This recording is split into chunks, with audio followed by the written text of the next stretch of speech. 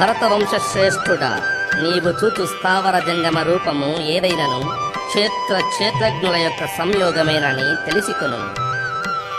సమం సర్వేషు భూతేషు తిష్టంతం పరమేశ్వరం వినశ్యత్స్వ వినశ్యంతం